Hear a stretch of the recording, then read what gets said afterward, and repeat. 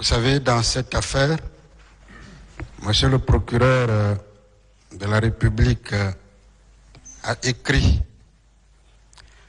à certaines entités pour avoir quelques informations.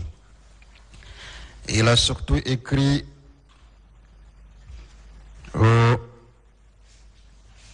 au colonel, il me semble, le colonel Aguibou, qui était en réalité le responsable au directeur de l'école de la gendarmerie de Kalea, qui a plutôt fourni un document intitulé « Chronologie des directeurs de l'école de la gendarmerie de Kalea ». Oui. Et le but, en réalité, était de créer un lien, et c'est en cela que mes questions vont être posées, entre le colonel Blaise Lama et le président Dadis. À l'époque des faits, vous étiez le chef d'état-major général des armées. Non. Le chef d'état-major de la gendarmerie nationale, c'est bien cela? Oui, à l'époque des faits, j'étais chef d'état-major de la gendarmerie nationale. C'est parfait. Avant vous, qui étiez chef d'état-major général de la gendarmerie? Je suis venu remplacer le général de division Jacques Touré, paix à son âme. Le général de division Jacques Touré. Ok. Est-ce que dans ce document, il est noté que le colonel Blaise Lama était le directeur du centre de Kalea entre 2009 et 2010? Colonel Blaise? Colonel Blaise Lama, qu'il était le directeur du centre de Kalea entre 2009 et 2010. Ce document, il est produit. Je parle du colonel Bienvenu Lama. Hein? Je parle du colonel Bienvenu Lama. Ah voilà, Bienvenu. Bienvenu Lama. À ce que je sache, Bienvenu n'a pas été directeur de l'école de Kalea. Je sais. À ce que moi je sache. Et vous savez, j'ai une note signée par vous-même.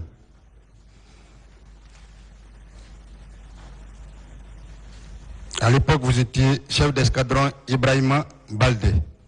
Oui, à ma nomination, j'étais chef d'escadron. Cette note date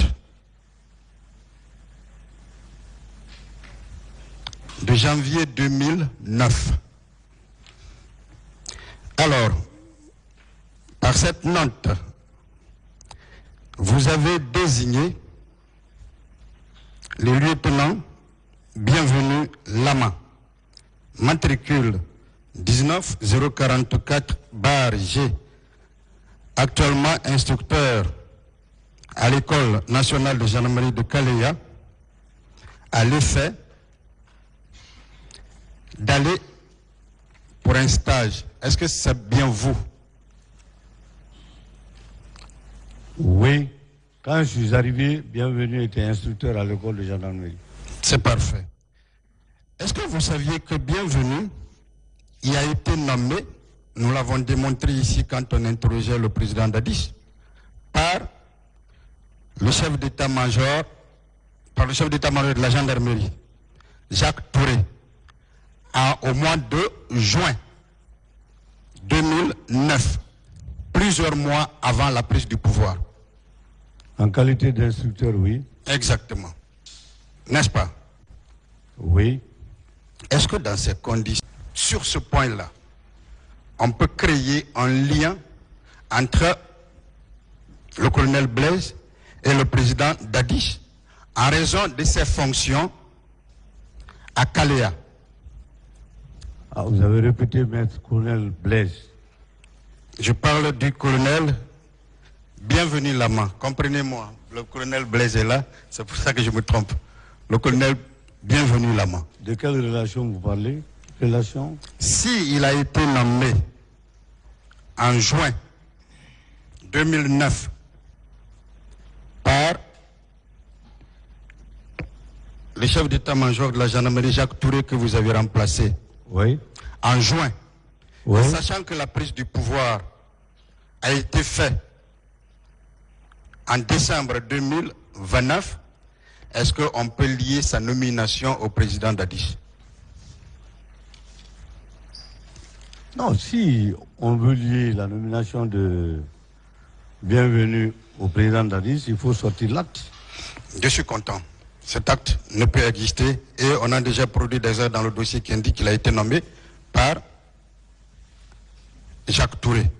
Alors, par rapport à vous-même, quand vous l'avez désigné pour le stage, est-ce qu'il a effectivement accompli ce stage-là? Oui, affirmatif. Est-ce qu'il pouvait être en stage désigné par vous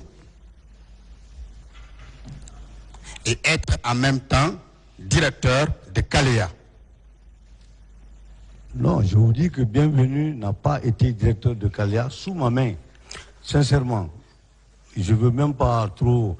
J'ai fait l'histoire ou l'historique de l'affaire de Caléa. Les gens ont souvent fait l'amalgame entre les recrues qui y étaient lorsque j'ai vidé le centre pour composer les 10 escadrons et la reprise de l'école par les forces armées, notamment le ministère de la Défense. À partir de là, si peut-être les gens ont l'habitude de voir certains à Caléa, ils disent que non, Paul ou Pierre étaient à Caléa, moi je pense que dès lors que j'ai vidé le centre, dès lors que tous les membres qui étaient à l'intérieur, instructeurs et machins, ont été demandés de retourner dans leur unité, je ne crois pas qu'il y a lieu de penser que quelqu'un est directeur du centre. Officiellement, le directeur du centre que j'ai nommé, c'est l'actuel colonel Djeli Siduman Kouyaté. C'est bon que je vous donne quand même ces petites informations. Le premier directeur de cette école, c'est le colonel Maman Salou Diallo, lorsque j'étais en Haïti. Quand je suis arrivé, compte tenu de tout ce que j'ai vu à l'école de Caléa, puisqu'il y avait les deux écoles, Somfonia et Caléa, propriété, machin, j'ai dit que je faisais monter le colonel Salou Baldé comme chargé de la division formation et son adjoint qui était le colonel, à l'époque capitaine Djeli Siduman Kouyaté comme, comment on appelle ça, directeur de l'école. Mais à peine Djeli Siduman Kouyaté a été nommé, il y a eu une bourse qui l'amenait au Maroc comme chef d'état-major, plutôt pour le diplôme d'état-major. Et on est resté dans ça. On a retiré l'école. Même lorsqu'il est revenu, je lui ai dit, ah, cette école est maintenant occupée. Il faut que tu restes à côté de nous.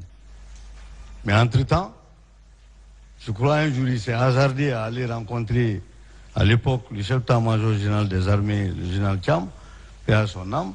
Il sait comment il m'a retrouvé à mon bureau par rapport à ça. Merci, général. Vous savez pourquoi je veux que vous en parlez publiquement, malgré les actes? Oui. Parce que cette audience est publique. Il faut que tout le monde comprenne. Donc, au moins, avec vous, on peut déduire que le colonel Bienvenu Lama n'a jamais été directeur de Caléa à votre temps, contrairement à l'acte fait par colonel Tal Adibou à la demande du procureur. Bon, je ne sais pas, il fallait plutôt me demander que de demander Tal. Tal a été le dernier directeur de l'école à l'occasion de l'arrivée du CNRD. Ça, il a été l'un des tout premiers à être nommé. Donc le premier du commandement du général Bala au niveau de Caléa. Je ne sais pas de quoi il s'est fondé par rapport à ça, mais... Je vous remercie parce qu'au moins grâce à vous, ce tribunal comprendra que l'on ne peut créer aucun lien entre le président Dadis et le colonel Bienvenu Lama, et que le document produit par le parquet doit carrément, on ne peut pas prendre ça en compte. Alors, pour d'ailleurs confirmer ce que vous dites, parce que vous êtes témoin, l'une de vos obligations c'est d'être sincère.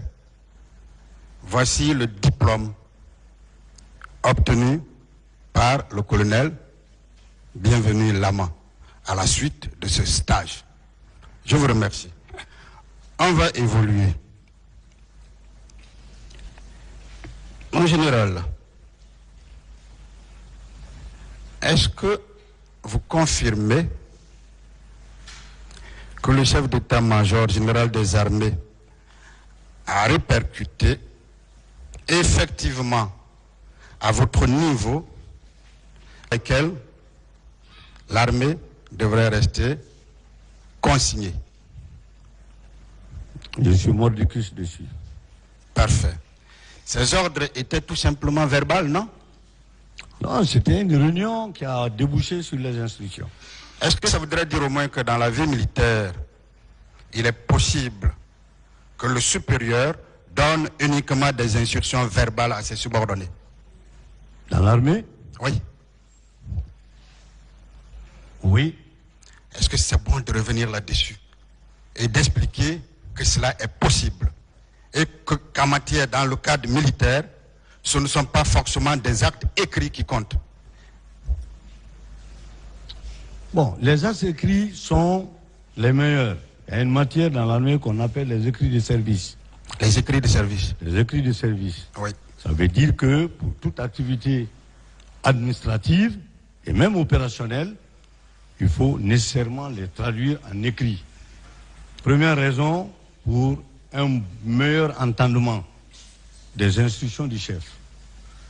Parce que opération n'est pas égal à opération. Mais lorsque le chef lui-même il décrit l'opération dont il s'agit, je pense que c'est la meilleure façon pour faire adhérer, n'est-ce pas, les subordonnés et pour que la mission puisse réussir. Deuxièmement, c'est aussi les archives. L'administration, c'est la continuité. Les archives. Donc ça, c'est le meilleur modèle.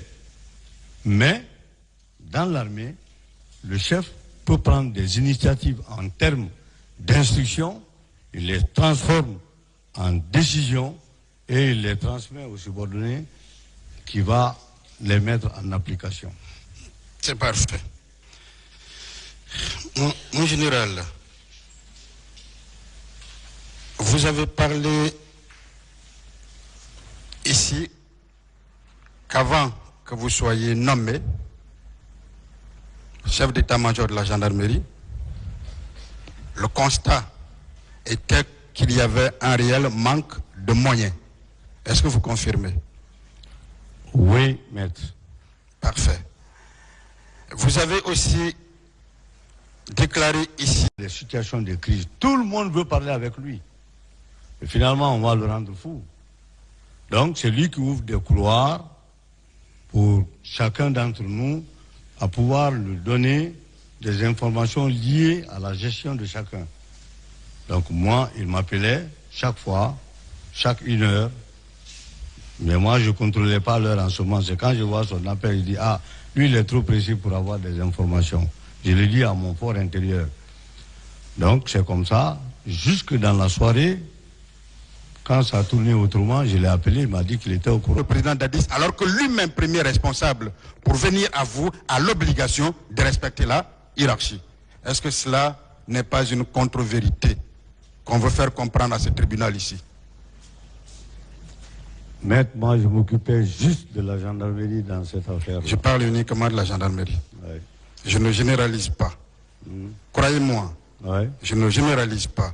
Mais je sais que cette chaîne-là est importante pour expliquer les autres chaînes. C'est pour ça que je vais insister là-dessus. Pour que vous aidiez ce tribunal. Est-ce qu'il est possible pour un gendarme, par, disons, par erreur, comme les littéraires le disent, par inattention. Ça, c'est d'ordre disciplinaire. Maintenant, si vous commettez une faute dans le sens que la faute soit considérée comme une infraction pénale, vous répondez aussi devant le magistrat. C'est parfait. Alors, on va laisser de côté les infractions. C'est-à-dire les fautes commises dans le cadre pénal, qui sont du ressort des juridictions. On va uniquement parler des fautes pouvant relever de vous. Au sein d'une unité d'escadron,